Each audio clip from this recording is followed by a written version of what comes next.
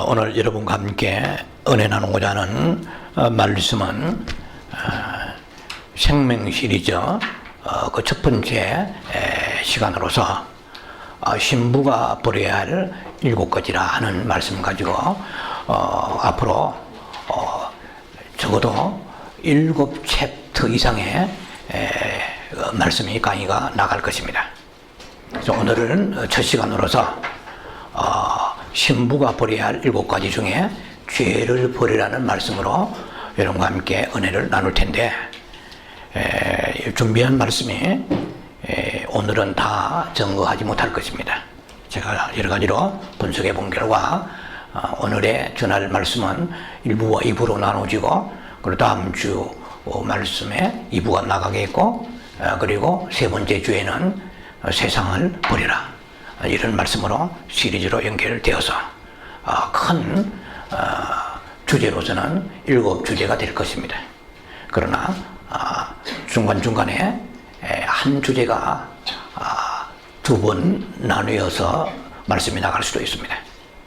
그래서 오늘 말씀의 본문은 고린도후서 7장 1절과 계시록 22장 14절의 말씀이 되겠습니다. 제가 여러분을 대신해서 먼저 말씀을 봉독에 올려드리겠습니다. 고린도후서 7장 1절입니다.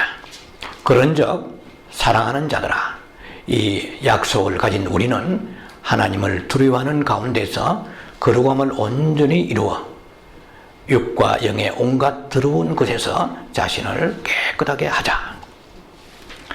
계시록 22장 14절 말씀입니다. 자기 두루마기를 빠는 자들은 복이 있으니 이는 그들이 생명나무에 나아가며 문들을 통하여 성에 들어갈 권세를 받으려 함이로다. 성경은 전체 흐름을 볼 수 있어야 됩니다. 숨가쁘게 창세기부터 계시록까지 큰 여자들을 세우며 신부로 향하여 줄다름치고 있습니다. 하나님이 이 우주를 지으신 목적, 인간을 창조하신 그 목적은 결국 신부들을 얻기 위하여 주님께서 그렇게 계획하셨다고 생각하면 틀림이 없을 것입니다. 창세기 2장과 3장에는 여자가 나오는데 바로 그 여자는 아담의 부인 하와를 말합니다. 그리고 에베소서 5장 22절로부터 29절에 보면 남편과 아내에 대한 얘기가 나옵니다. 거기에 느닷없이 교회가 중간에 삽입되어 나옵니다. 그 말은 바꾸어 말하면 그 교회가 남편 그리스도에 대하여 신부라는 의미입니다. 그것은 제가 다시 교회가 신부가 되려면 이라는 말씀을 좀 잠깐 또 나눠 드리겠습니다. 그리고 계시록 19장과 21장 가보면 거기에 그 어린 양의 신부가 나옵니다. 결국은 하와는 신부입니다. 하와가 신부인데 그 하와가 아담의 몸에서 나왔습니다. 아담의 몸에서 나왔다고 신부가 아니에요. 살 중에 살이요 뼈 중에 뼈라 하고 그렇게 아담이 그 하와를 극찬했습니다. 그 아담의 몸에서 즉 갈비뼈에서 취하여진 그 하와가 아담으로부터 아담에게 이끌려 아담으로부터 들어갈 때, 아담을 향하여 들어갈 때, 아담을 향하여 갈 때 이 말입니다. 그때 아담이 신부가 된 거예요. 하와가 신부가 된 거예요. 교회를 낳으신 분은 예수 그리스도이십니다. 예수님이 교회를 낳으셔도 그 교회가 왜 교회를 낳으시느냐? 예수 그리스도의 몸에서 교회가 나왔습니다. 그래서 교회를 예수님 몸이라고 말합니다. 하지만 이 교회가 예수께로 가지 않고 바벨론을 향하여 가면 신부가 될 수가 없어요. 교회를 이렇게 하나님께서 당신의 몸에서 교회를 뽑아내셔서 교회를 세우신 것은 신부대라고 교회를 세우셨습니다. 그러나 여러분 아시다시피 요한계시록의 아시아의 7교회를 아실 것입니다. 신부단 교회는 겨우 한 2교회 제외하고는 나머지는 다 심판과 책망밖에 없습니다. 그러면 누가 교회가 신부라고 당당하게 말할 수 있느냐는 거야. 당신은 교회는 라오디게아 교회 요소가 가득하다면 그것은 역겨워 토하여 버리는, 내쳐버리는 교회가 될 것입니다. 신부가 아니죠. 신부대라고 교회를 세우셔서 오늘날 주님의 말할 수 없는 은혜를 부어주셨습니다.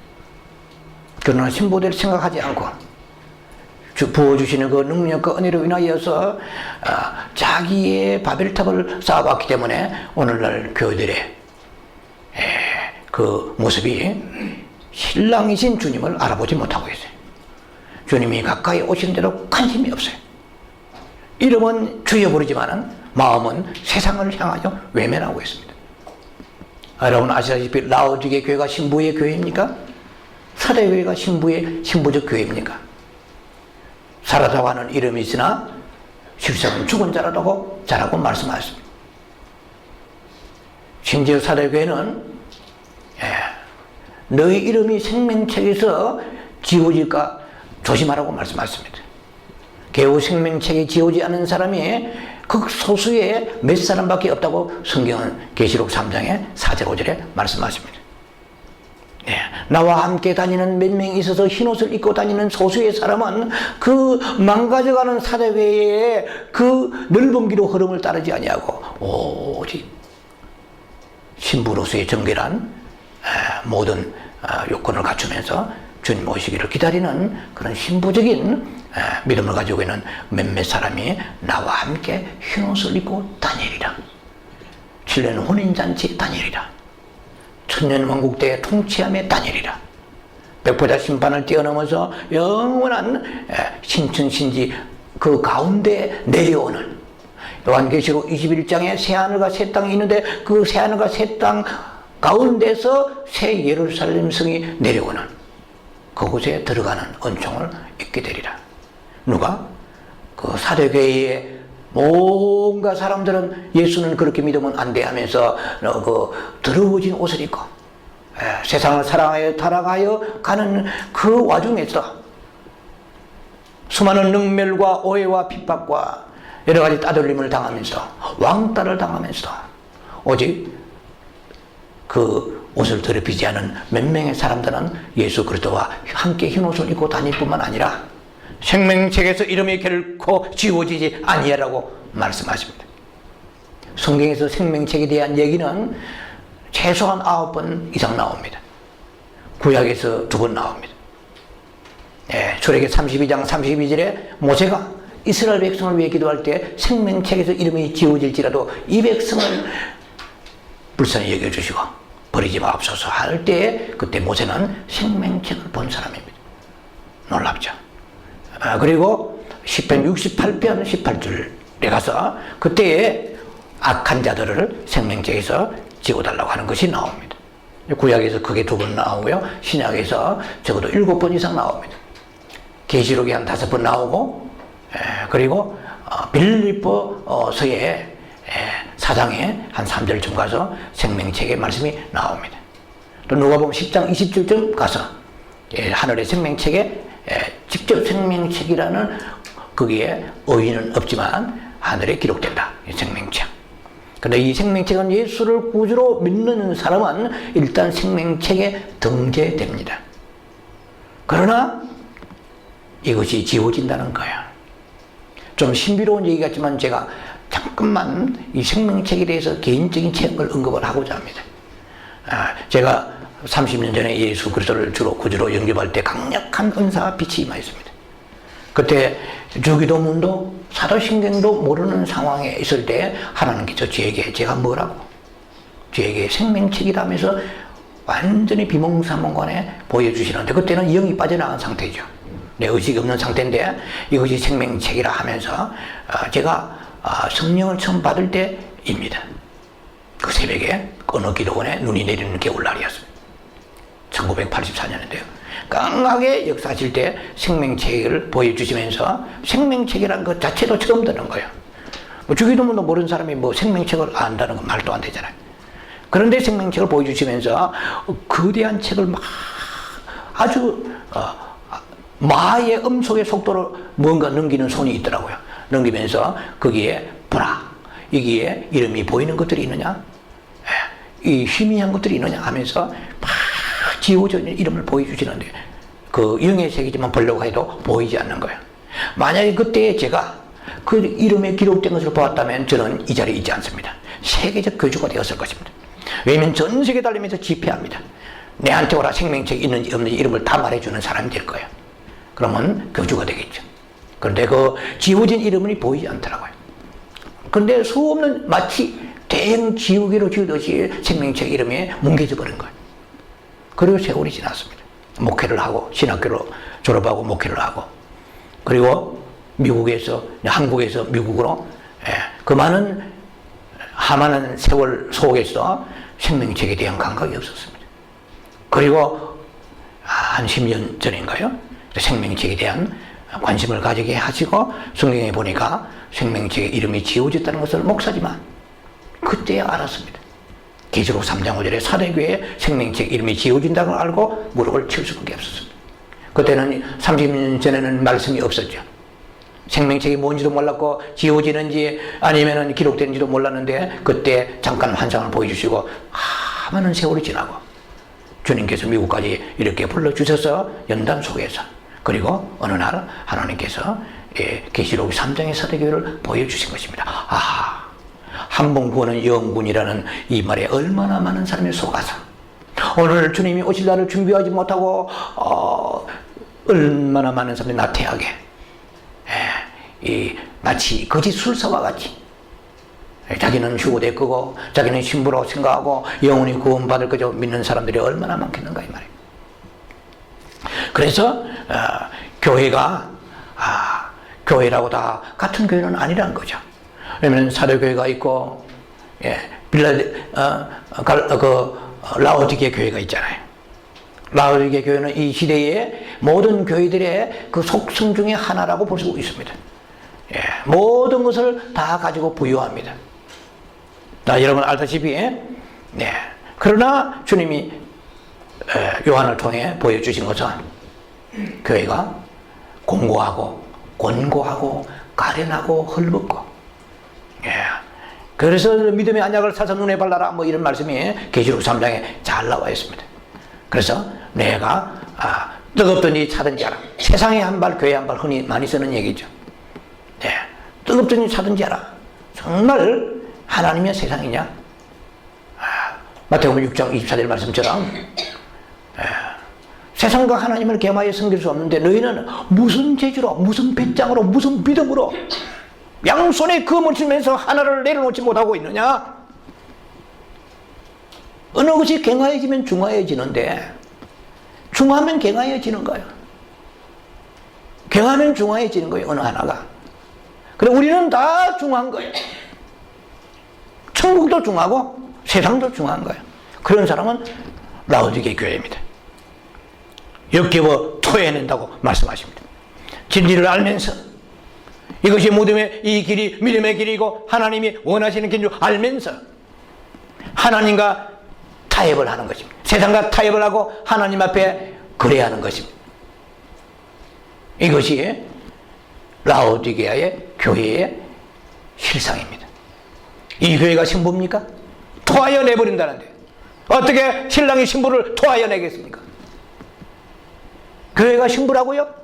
신부 되게 하시고자 교회를 불렀지만 신부다워야 신부의 모든 요소를 갖춰야 신부가 될 거 아니에요.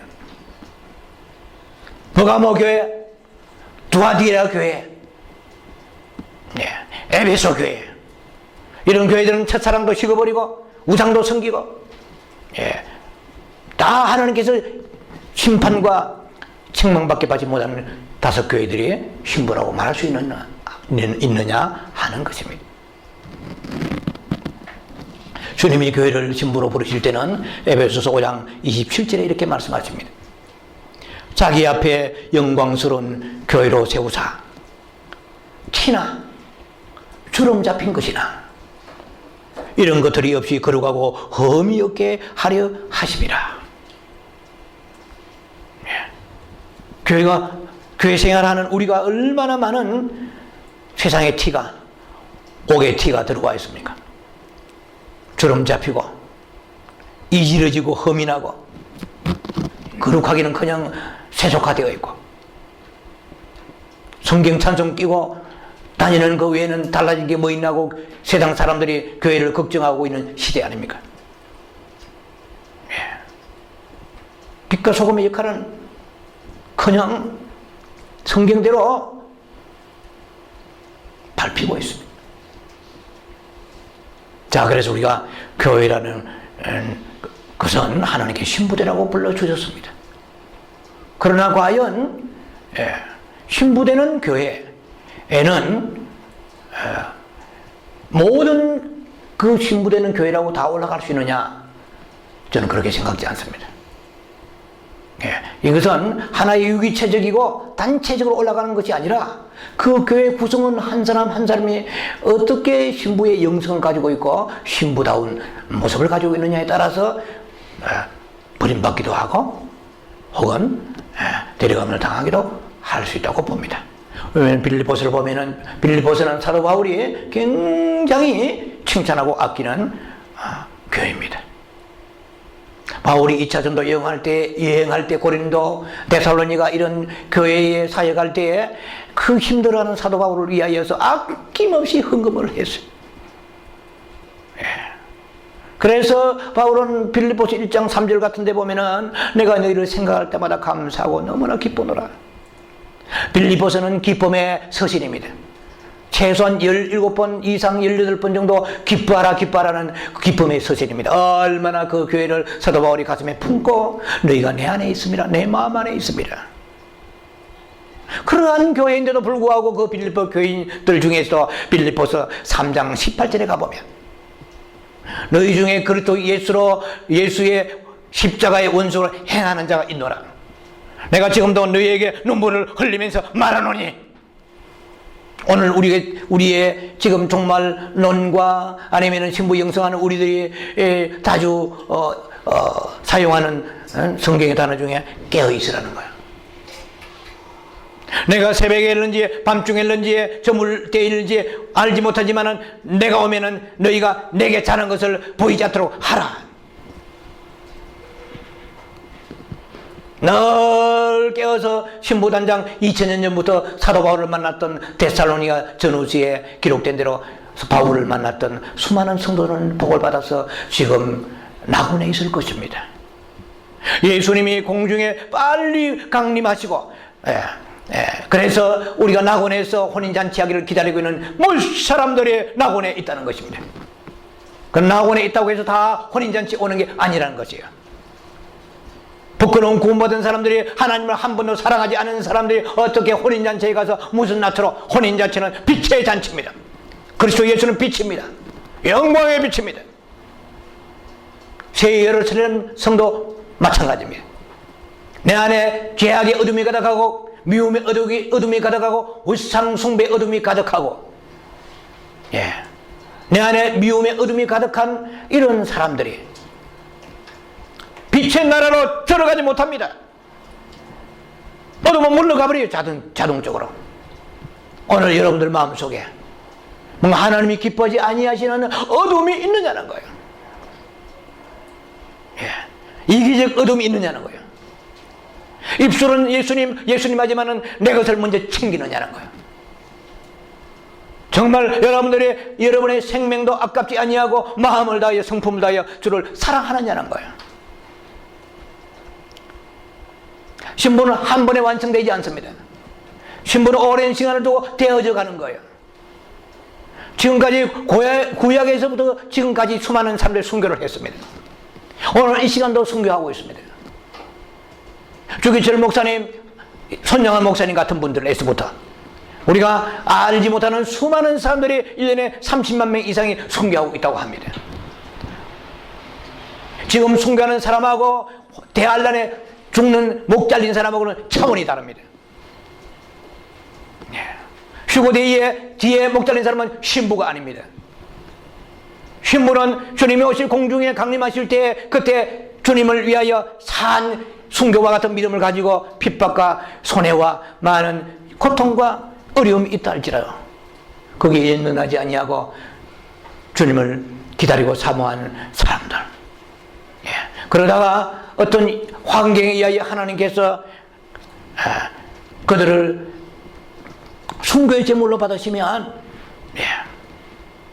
저 애굽의 koptic 교회의 사람들은 어릴 때부터 죽는 것이 주님 앞에 순교하는 것이 일생의 목표라고 말합니다. 저는 그 한 줄기 지나가는 잠깐의 그런 뉴스지만 주님이 받으셨구나. 그들이 애굽의 날강가에서 아이에서 대운들한테 처참히 주황색 옷을 입고 목이 잘릴 때 한 사람도 배교하지 않았다는 거예요. 이 사람이 신부가 아니겠어요? 그러나 죽는다고 다 신부가 아니에요. 휴구 때 들림받지 못하고 남아가지고 가리 넣겠어 칩 안 받게 돼가지고 목 잘린 사람은 순교는 순교지만 신부적 순교가 아니에요. 휴거가 되어야 그 사람이 신부지. 남아있는 사람은 엄청 상급이 있겠고 심지어 천년왕국 때 통치도 하지만 계시록 20장을 보면 신부의 반열하고 다르다는 것입니다. 우리는 지금 누가 목을 내놓으라고 하지 않아요. 돌로 머리를 치려고도 하지 않고 여러분들이 총살행 당하지도 않아요. 교수행 당하지도 않아요. 이렇게 여러분 삶 속에서 하나님께서 아름다운 신부되라고 순교적 믿음을 가지라고 엄청난 여러분을 지금 대우를 해주시고 기회를 주시는데 그것을 모르고 사탄의 생명이 내 안에 있기 때문에 사망의 생명이 내 안에 있기 때문에 타협에서 끄는 대로 따라가 버리고 내 안에서 움직이는 이 사탄의 생명을 감지할 수 있는 게 영성이에요. 무엇이 미혹하고 내 마음을 끌고 가는가? 아, 사망의 내 안에 냄새가 나는구나. 사망의 느낌이 오는구나. 이것을 분별하면서 생명으로 돌이키라고 우리 주의 성령께서 생명의 성령의 법을 로마서 8장 2절에 내 안에 주셨기 때문에 생명의 성령의 법은 법이 있단 말이에요. 법은 원칙이 있어요. 아무렇게나 일을 하지 않았어요. 세상에서도 법이 다 있잖아요. 모든 만물의 생명에도 법이 다 있단 말이에요. 산토끼 한 마리도 아니면은 모든 가축의 많은 고양이나 개나 짐승들도 암탉이라도 다 거기에는 생명의 법이 있습니다. 누가 가르쳐주지 않아도 암탉은 새끼를 낳는단 말이에요. 고양이를 키워보면 너무나 놀라워요. 아주 이제 열흘도 안 된 것이 모래에 올라가서 자기 오줌 소변을 볼 곳을 파서 논단 말이에요. 참 신기하잖아요. 아무도 눈도 뜨지 않은 열흘 때 된 고양이에게 너 소변은 가려야 돼. 너는 고양이과야. 호랑이과야. 그래서 정확하게 놓아야 돼. 알아듣지도 못할 뿐만 아니라 가르쳐준 사람도 없습니다. 그러나 생명의 법이 있기 때문에 개들은 하나님은 모든 우주 만물에게 생명의 법이 있어요. 그러나 영원히 사는 생명의 법을 하나님께서 우리 영 안에 주셨어요. 영원히 사는 생명의 법대로 순종하라고 주시는데 우리는 거부하고 있단 말이에요. 거부하는 것은 사망의 길입니다. 사망이 내 마음을 휩쓸어버려. 휩쓸면 남보다 먹을 것이 많고 입을 것이 많고 탈 것이 많고 잘 커서 풍성한 데를 불구하고 내 안에 기쁨이 없어요. 하늘의 생명의 기쁨이 사라져버린 거예요. 누가 너의 재산을 취하겠느냐? 부자에게 주님 말씀하셨습니다. 네가 계명을 지켜야 영생을 얻는다고 내가 너에게 지금 말하였노라. 그러나 오히려 한 가지가 부족하다.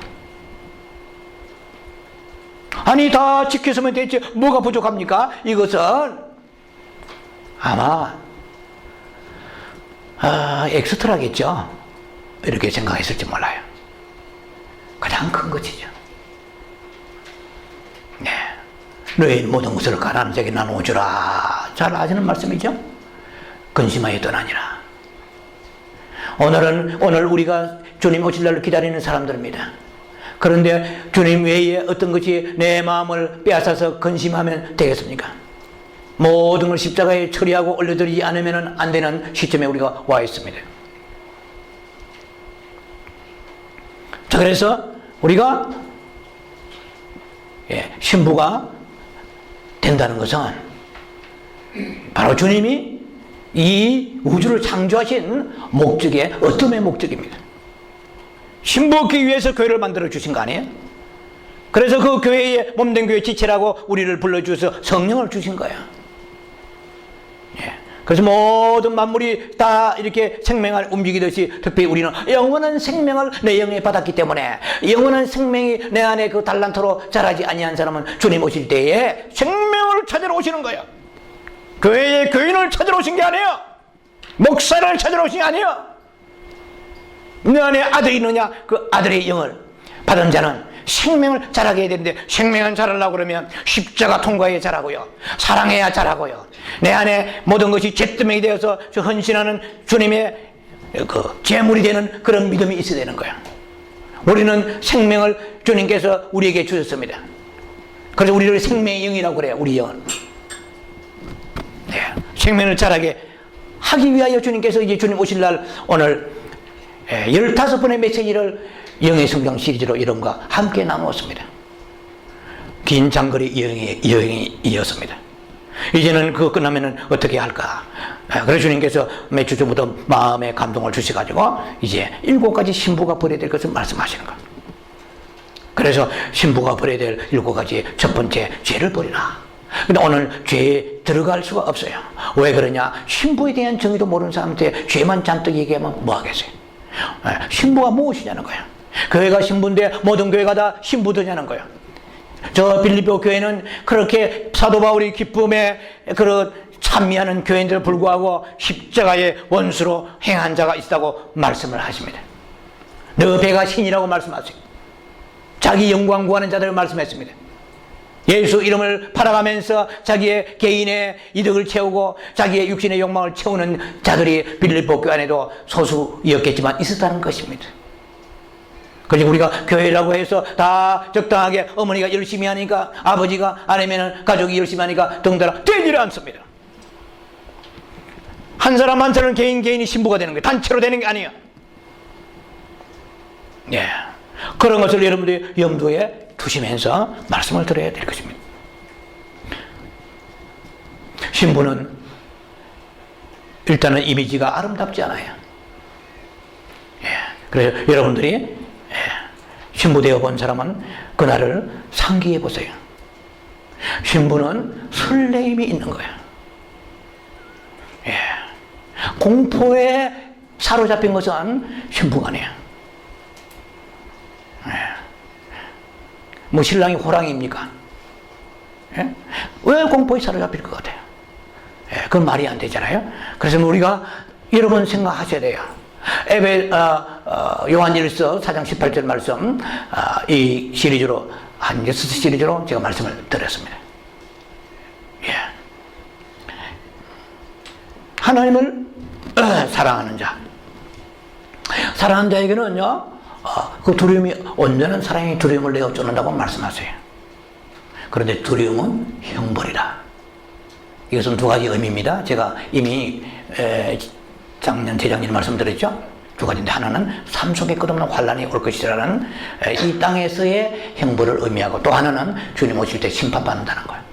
바꾸어 말하면 주님의 심판은 우리가 이제는 막연한 개념의 심판이 아니에요. 곧 주님이 오시면은 7년 대할례로 떨어지는 것이 심판입니다. 7년 대할란 떨어지면은 여러분을 그렇게 아끼던, 금쪽까지 아끼던 모든 달러나 여러분들이 아끼던 소유는 거기서 종이 쪽지 부직갱이에 날아가리를 버리는 종이 쪽지에 불과할 것입니다. 아무도 칩을 받지 않으면 소유를 사용할 수가 없습니다. 가스에서부터 여러분의 식료품 하나까지 구할 수가 없습니다. 칩을 받아야 됩니다. 미국에는 지금 200개가 2000개가 넘는 피마가 준비되어 있습니다. 피마 하나마다 수백만 개, 수십만 개, 수만 개가 관이 준비되어 있습니다. 여러분들, 아셔야 돼요. 7년 대환란 떠지는 게 장난이 아니에요. 생각보다, 우리가 알고 있는 생각보다 훨씬 더 처참합니다. 불로 태우고 지지고 껍데기를 벗겨버리고 총살과 그리고 칼로 찌르고 자르고 못 빼고, 성경에 다 나와 있잖아요. 다 너희를 죽는데 넘겨준다고 되어 있습니다. 그냥 어느 시간 되면은 적당하게 새로운 세상이 와가지고 뭐 이런 통치하는 막연한 생각을 가지고 있기 때문에 준비가 안 되는 거예요.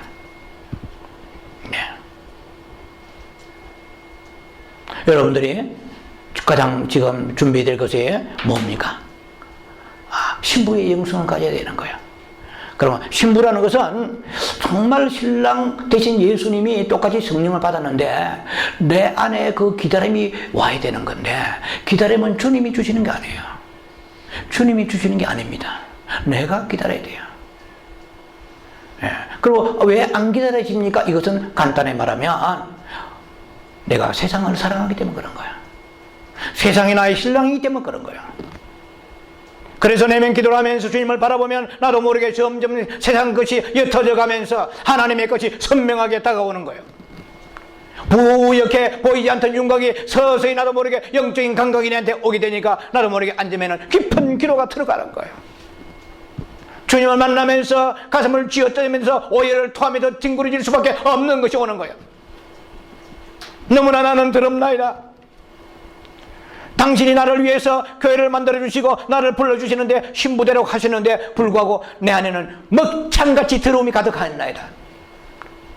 저 옷을 빨아야 되겠는데, 두루마기를 빨아야 되겠는데, 이건 너무나 빨리지 않습니다. 오래된 죄들이 너무 많아요. 빨아도 시원찮은 그런 상황 속에 있단 말이에요. 빨아도 뗄똥말똥 하는데 빨지도 아니하고 빛을 통하여 빨아야 되는데, 말씀의 빛을 통하여 성령의 빛을 통하여 빨아야 되는데, 그러면은 말씀과 성령은 보혜를 가지고 오십니다. 그런데 내가 회개했다 하지만은 더 깊은 기도의 속에 들어가니까 제철이 되어야 될 것이 오는 거예요. 이거는 다음 시간에 또 언급을 조금 할 것입니다. 죄에 대한 깊이 들어갈 때. 대강대강 한 사람은 대강대강 그만큼 빛의 강도가 낮게 오는 거예요. 빛의 강도가 얼마나 깊느냐에 따라서 그 사람이 얼마나 영이 성장하느냐 달려있는 거예요. 빛의 강도를 강하게 받을수록 세상과 멀어지기로 하나님이 가까워지게 되는 거예요. 사도 바울은 그 강한 빛을 받았습니다. 하나님을 사랑하기 때문에 사랑하면 할수록 빛을 더 부어주시는 거예요. 그래서 있는 자는 더 주시고 없는 자는 있는 것까지 빼앗아서 있는 자에게 나눠주신다고 성경은 말씀합니다. 한 번 구원은 영구제라면 주님은 거짓말 하시는 분이십니다. 왜 좁은 문으로 들어가라 생명을 찾는 자는 결코 많지 않다고 마태복음 7장 13절에 말씀하셨겠습니까? 누가복음 22장에도 주여 구원받을 자가 많으니까 물었을 때 예수님께서 많은 구하는 자가 많을지라도 얻는 자가 적으리라고 말씀하셨습니까? 사람의 생각대로 복음을 회칠해버리면, 뒤틀어버리면 우리는 하나님 앞에 거짓 종이요 사탄의 종이 되는 것입니다. 열왕기상 22장에 400명의 선지자가 있었어요. 아합 왕 때에. 시드기야가 대표적인 선지자입니다. 거짓 선지자입니다. 그 당시에 모든 것을 다 누렸죠. 아합에게 총애를 받았고 온 세상에서는 존경받는 선지자였겠지만 미가야 선지자는 좁은 길로 가는 선지자입니다. 아방에 아부하고 성도들에게 아부하고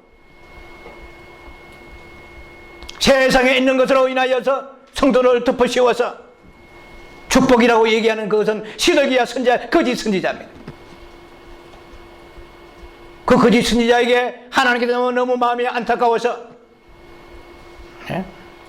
저들이 지금 아합의 녹을 먹고 있는데 하나님의 말씀의 음성에 귀를 기울이지 않냐고 자기 생각대로 예언하고 생각대로 가르치는데 누가 거짓말한 영이 되어서 저들 입에 들어가겠느냐 그렇게 말씀하십니다. 열왕기상 22장에 쭉 21절 이하에 쭉 그 부분에 보면 다 나와 있습니다. 그래가지고 이 400명 선지자한테 주여, 내가 거짓말하는 영이 되어서 저 선지자 입에 들어가서 거짓 복음을 전하겠나이다. 넓은 길을 전하겠나이다. 주님 오실 때 아직 멀었으니까 환난 중간이 끝이니 엉뚱한 소리 하게 하는 거짓말하는 영을 주겠나이다. 사탄은 다른 게 아니에요. 성경을 이용해서 기다리지 못하게 하는 거예요. 물론 시한부라는 것은 성경적으로 어폐가 있지만, 그러나 분명히 빛의 아들들은 때와 시기에 대해서 데살로니가 5장 1절에는 안다고 말씀하셨습니다. 예, 신랑이 오는 소리를 신부는 숨죽여 기다리면 발자국 소리를 듣는 거예요. 보라, 신랑이로다. 자, 신부가 되려면 정결해야 됩니다. 여러분 잘 아시는 것과 같이 고린도후서 11장 2절에 사도 바울이 말합니다. 내가 하나님의 열심으로 열심 내노니 너희들을 정결한 신부로 한 남편인 그리스도에게 중매하여 드리려 함이로다. 저를 보세요. 중매하여 드리려 함이로다 하는데 그 누구에게? 한 남편인 예수 그리스도입니다. 이분이 신랑이신데 그 혼인잔치는 누가 배설합니까? 아버지 하나님이 배설하시는 거예요. 네. 예수님의 마음에 들면 하나님의 마음에 들고, 하나님의 마음에 들면 예수님 마음에 드는 것인데, 아들 혼인잔치에 세상 것이 가득 차있는 사람들을 그 신부로 뽑아 올리면 청구하면 받으시겠습니까? 네. 신부는 purify, 아주 정결해야 돼요. 물은 정결하고 좋은 물을 마시면서 마음은 쓰고 먹창이 되어 세상 걸 가득 차면 되겠느냐는 거예요. 알기는 알아야 됩니다. 우리가 계속해서 빛을 받아서 우리 주님의 보혈을 씻지 않으면 만물보다 부패한 게 인간의 마음입니다. 기도로 씻어야 돼요. 그냥 통성기도 정도가 아니고 깊이 묵상하면서 내면으로 주님 파고들면서 기도로 씻어야 돼요. 회개로 씻어야 돼요. 그리 씻어도 흰옷을 입을까 말까 하는 상황인데 씻기는 그냥 마음이 세상에 빠졌다가 그리고 영성훈련 시간이나 와서 돌아온다면 힘듭니다. 힘들어요. 신부는 나도 모르게 분초마다 주님 바라봐줘야 되는 사람이에요. 그래서 깨끗하고 진실하라고 사도 바울은 우리에게 가르치고 있습니다. 자칫하면은 더러워지는 거예요. 부패할까 하노라 그랬어요.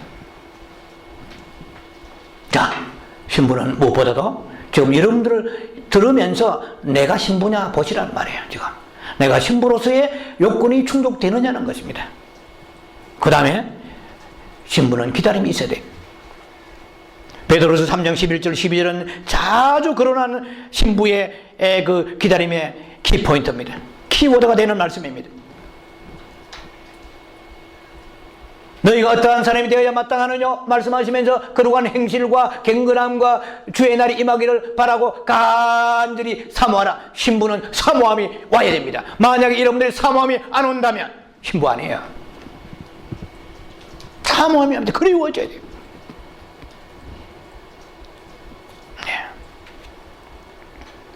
간절히 사모하는 마음, 이 마음이 신부의 마음입니다.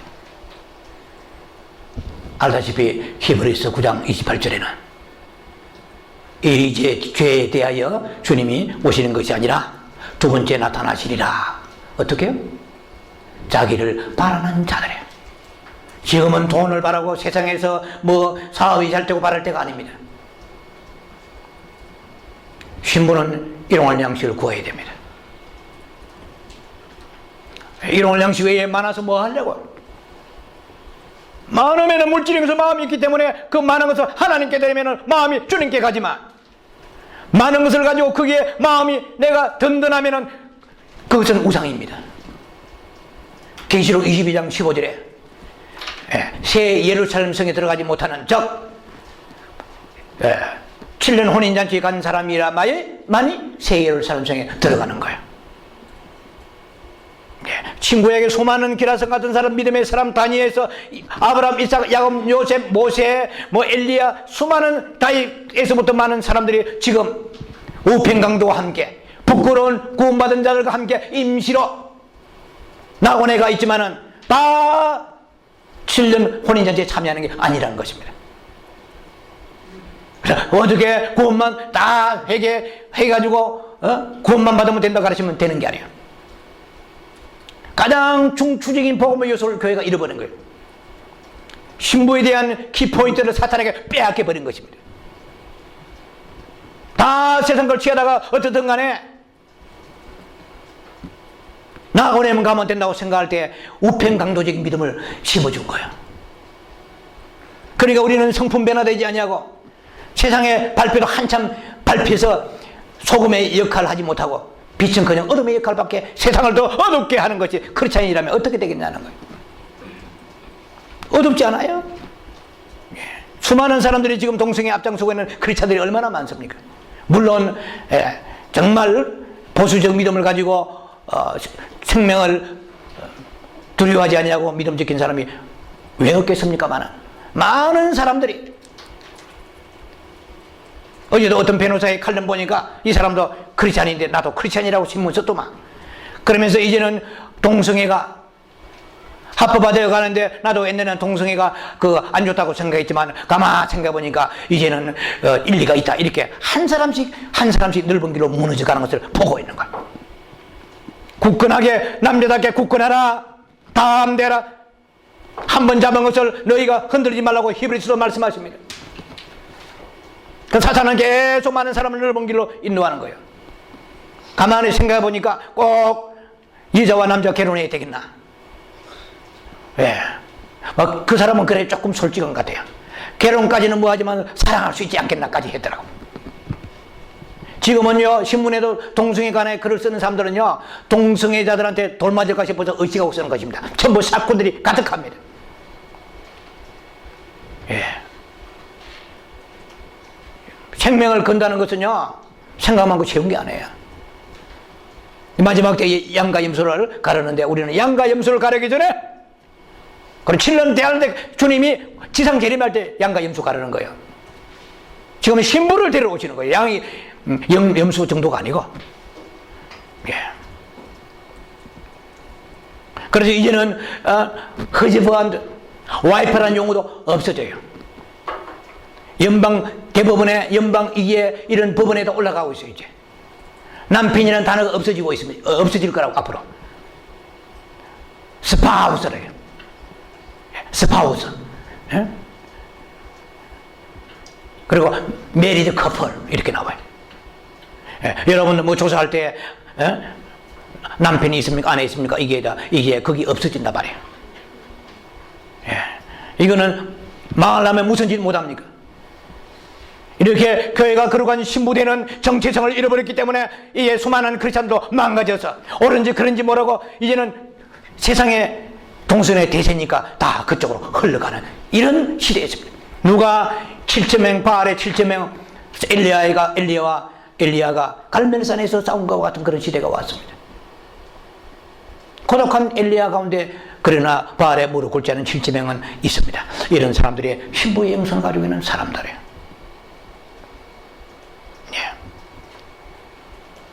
신부는 하나님을 향하여 특별한 사랑이 들어지는 사람이에요. 여러분 오늘 이 말씀 들으면 생각해 보세요.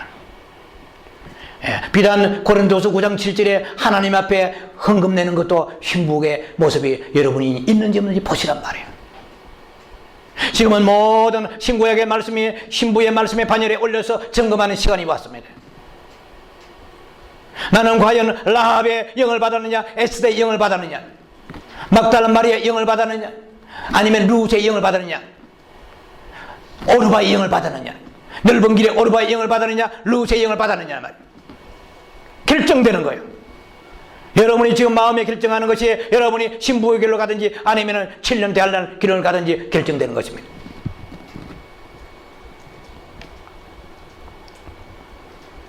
하나님은 즐겨내는 자를 사랑하시나니. 네. 하나님 우리를 먼저 사랑하셨습니다. 이제는 우리가 하나님을 사랑할 차례입니다. 그래서 잠언서 8장에 17절에 말씀하시지 않습니까? 나를 사랑하는 사람들이 나의 사랑을 받을 것이며 그랬습니다. 이 사랑은 일반적 사랑이 아니고 교회로 불러오는 하나님의 자녀의 사랑이 아니고 신부적 사랑인 거예요. 오늘 그 말씀까지 들어갈 시간이 잘 안 되겠는데요. 예. 혼인잔치에 들어가는 자가 신부인데, 예. 지금 감을 잡지 못하는 사람이 너무 많습니다. 여러분들은 다 그래도 많이 들어서 분별하겠지만, 예. 누가 신부냐 몰라요. 지금 성경에는 나와 있거든요. 이 신부의 영성하려고 그러면은요, 고린도서에서 2장 3절 말씀처럼 하나님의 비밀인 그리스도를 깨닫고 그랬습니다. 그 안에는 지혜와 지식의 모든 부하가 감춰져 있느니라. 그리스도로 사랑하는 사람이 이 지식의 말씀이 열리는 거예요. 그리스도 안에 이 말씀이 감춰져 있는 거예요. 요한복음 5장 말씀처럼 너희가 이 성경에서 영생을 얻는 줄 알고 성경을 상고하거니와 성경은 나에 대해 증거하는 바로다. 그러나 너희가 영생을 얻기 위하여 내게는 나오지 아니하비로다. 너무나 모순되잖아요. 요한복음 3장 6절에 육에서 난 것은 육이요 이랬습니다. 아무리 찢고 까불고 다듬고 그것을 여러 가지 수리하고 보수한다 그래도 육의 것은 영원히 육입니다. 생명은 하늘로부터 내려와야 돼요. 예수로부터 내려와야 돼요. 예. 이 모든 잡다한 종교적인 것은 생명이 아닙니다. 그 잡다한 것으로 가득 찬 사람들은 주님 없이 떨어져 버리는 거예요. 예. 오직 퓨리파이된 하나님의 생명만이 내 영에 오셔서 그 생명이 아닌 것은 십자가에 처리돼요. 나의 의와 나의 만족 온갖 것이 있다 할지라도 십자가에 다 처리될 수 있는 영적인 정확한 분별력과 해안이 열려야 된다 이 말이에요. 속으면 안 돼요. 스스로 자기를 속이는 자가 되면 안 된다 이 말이에요. 날카로운 분별력이 없으면 안 됩니다. 하나님을 여러분들이 특별히 사랑하세요. 오늘 이 시간 여러분이 점검해 보시라고요. 주님을 드리는 시간, 주님을 드리는 물질과 내 삶을 드린다고 해도 하나도 아깝지 않아져야 신부인 것입니다. 여러분 과연 그러세요? 고린도전서 8장 3절에 누구든지 하나님을 사랑하면 하나님은 그 사람을 아시느니라 되어 있어요. 전지전능하신 하나님은 여러분 마음속에 움직이는 것을 보고 계시고 불꽃같이 여러분을 점검하고 계십니다. 아무리 입술로 여러분들이 하나님을 사랑한다고 해도 마음이 세상의 것으로 뺏겨 있으면 가짜예요. 흔히 말해서 짝퉁이란 말이에요. 누른 건 금이지만 금이라고 금은 누르지만 누른 건 다 금은 아니잖아요. 자칫하면 누른 것 다른 것이 들어갈 수도 있습니다. 데살로니가 1장 10절에는 이렇게 말씀하십니다. 이제는 주의 강림을 기다리는 사람들한테 데살로니가 전서는 굉장히 8번 이상 말씀이 나오잖아요. 강림에 대한 것이. 너희가 어떻게 기다리는지를 내가 알기를 원한다고 말씀했습니다. 여러분 주님 오시기를 기다리라고 자주 말씀드리니까 아마 기다리려고 할 거예요. 그 기다리도 어떻게 기다리냐는 거예요. 예. 요한일서 3장 3절에는 말씀하세요. 예. 너희가 정말 그리스도 예수의 소망을 가지고 있다면 그의 깨끗하신 같이 너희도 깨끗함을 입을 것이니라. 깨끗하게 되어지기를 원하느니라 이렇게 말씀하십니다. 우리는 주님 오실 때 우리의 영혼육이 깨끗해지기를 원하십니다. 온전해지기를 원하십니다. 지난주에 제가 말씀드렸잖아요. 너희 영혼이 데살로니가 5장 23절 말씀처럼 영과 혼과 육이 흠없이 보존되길 원하라. kept blameless라고 말씀드렸죠. 흠없이 보존되길 원하라. 자, 그래서 오늘 본문의 고린도후서 7장 1절에 읽어드린 본문대로 몸과 영이 더러워진다고 그랬어요. 예, 우리의 그 영은 자체는 순수하고 정결하지만 나의 마음과 생각에 따라서 영이 더러워지기도 하고 교만해지기도 하는 거예요. 그러니까 더러움의 옷을 입고 교만의 옷을 입는다는 거예요. 주님이 오실 때 그 영이 온전해진 사람을 찾으러 하는데 교만의 옷을 입고 엄난의 옷을 입고 탐욕의 옷을 입고 세상의 옷을 입고 있으면 그 사람을 데려갈 수 없는 거예요. 좀 더 제가 정확하게 직설적으로 말하면 주님이 우리를 데려오실 때 우리의 영을 데려오십니다. 우리가 썩어질 이 육체를 이거 가지고 천국에 살 수 없어요. 여기서 고린도전서 15장 42절 이하에 너희가 썩을 몸을 심어서 썩지 아니할 것으로 다시 살고 그러세요.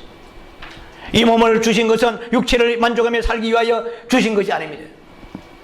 이 약한 몸, 육의 몸, 이것은 신령한 몸을 위하여, 강한 몸을 위하여, 영원히 사는 몸을 위하여, 내 안에 있는 썩지 않은 생명을 위하여 썩을 것을 우리가 아낌없이 주님을 위하여 헌신하고 내려놓는 것입니다.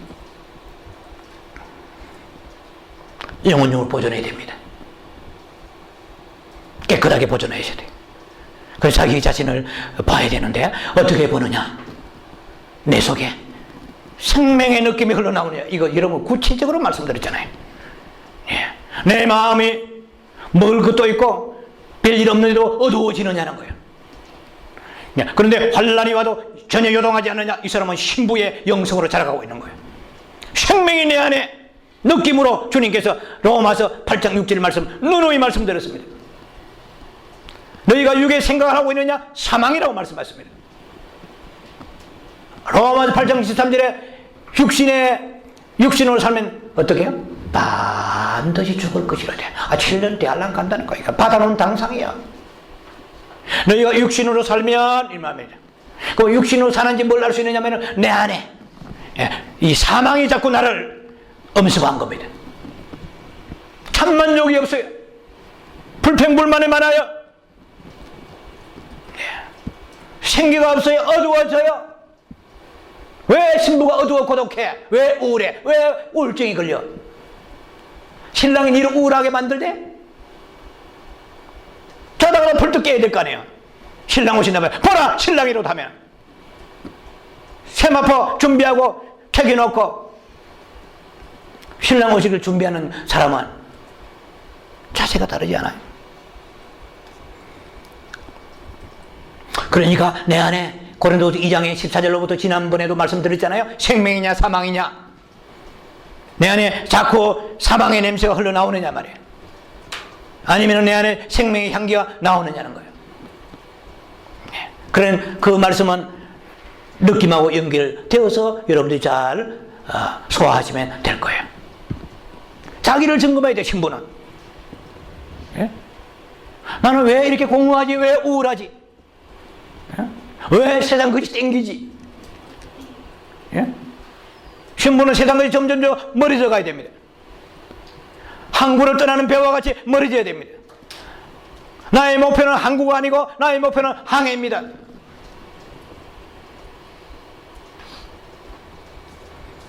소원의 항구로 흘러 들어가야 돼요.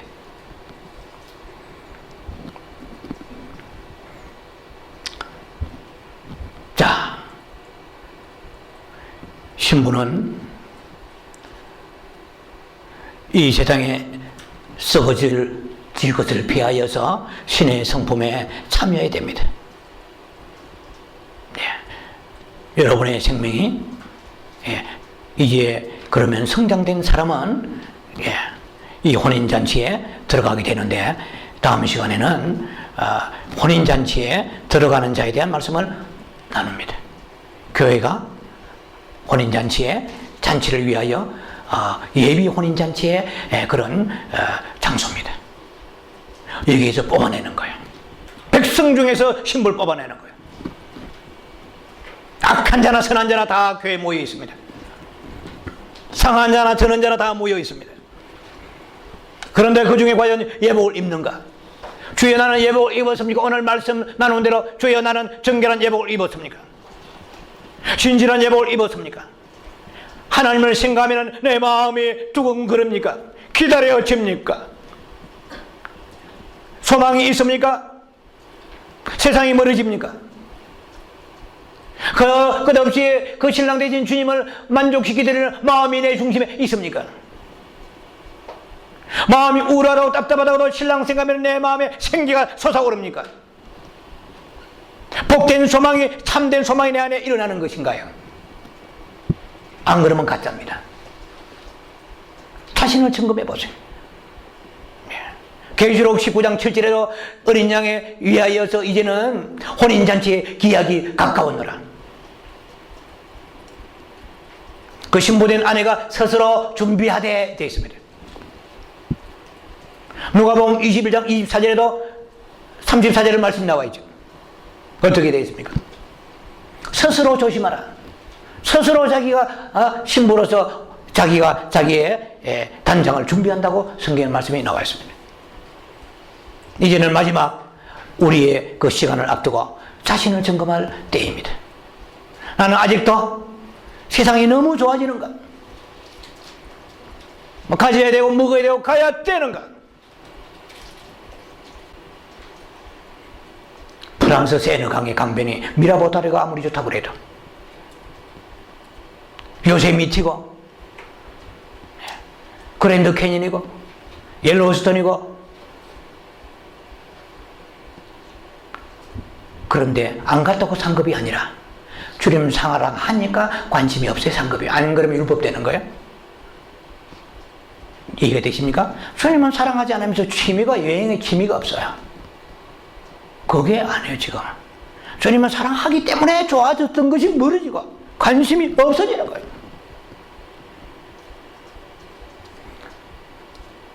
지금은 마지막 점검하는 시간이 왔습니다. 자신을 점검하세요. 그날과 그 시는 모르지만 정말로 주님이 가까운 시일 안에 오시면 어떻게 할 것입니까? 가만히 한번 심각하게 생각을 해보세요. 나는 준비되었는가? 오늘 여러분들에게 드리는 이 말씀이 전부는 아니지만 그래도 개략적으로 중요한 골격의 말씀을 들었습니다. 주여, 나에게는 세상적 요소가 많습니까? 신부적 요소가 많습니까? 아니면은 50-50입니까? 50-50입니까? 70을 넘어갑니까? 80을 넘어가며 90을 넘어갑니까? 100에 가까워 그리스도 예수의 분량까지 차오르는 에베소 4장 13절 말씀처럼 너희가 아는 것과 믿는 것이 하나가 되어라. 그래야 내 영이 장성해지리라. 알기는 많이 알지만은 믿는 것이 그것은 행함이 없는 믿음은 야고보 2장 14절에 죽은 믿음이라. 그 믿음이 너희를 구원하겠느냐? 안다고 되는 게 아니에요. 생명의 믿음이 있느냐는 것입니다. 자신을 점검하면서 심각하게 주여 당신의 빛으로 거룩한 당신의 보혈로 내 더러워진 것을 깨끗하게 휘게 빨아주셨어. 두루마기를 빠는 자는 복이 있다고 말씀하신 대로 계속해서 기도로 빨고 회개로 빨고 사랑으로 빨고 헌신으로 빨아가는 여러분 되기를 주의 이름으로 축원합니다. 기도합니다. 자비하신 아버지, 주님 오실 때가 가까워지는데 이 마지막 시간에 우리가 주님 앞에 가기를 준비하는 시간을 감사합니다. 주여 주시는 말씀대로 자기를 증거하게 하시고 사망에서 생명으로 우리가 설왕설래하는 자가 되지 않도록 은혜를 주시사 라오디게 교회나 사대교회 같이 세상의 부귀 영화를 초점으로 살아가는 그러한 교회가 되지 아니하고 성도 되지 아니하고 주님을 기쁘시게 하는 아름다운 성도 에스더와 같이 라합과 같이 생명을 걸고 죽으면 죽으라 믿음을 가지고 주님께 나아가서 나뿐만 아니라 사랑하는 가족들까지 다 주님 오실 때 붉은 댕기에 달아내리며 구원받는 역사까지 나타나러 은총을 내려 주시옵소서. 예수님 이름으로 감사하며 기도합니다. 아멘.